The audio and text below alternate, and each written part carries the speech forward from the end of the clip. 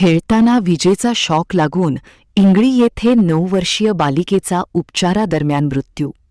शाळकरी मुलीचा दुर्दैवी मृत्यू झाल्याने परिसरात हळहळ.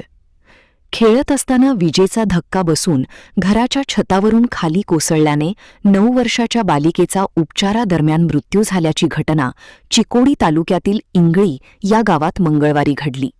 घटनास्थळावरून मिळालेली अधिक माहिती अशी की कुमारी सानवी कांबळे ही इंगळी प्राथमिक शाळेत इयत्ता 3री मध्ये शिक्षण घेत आहे. मंगळवारी सायंकाळी ती घराच्या छतावरून खेळत असताना तिला विजेचा शॉक लागून ती छतावरून खाली कोसळली.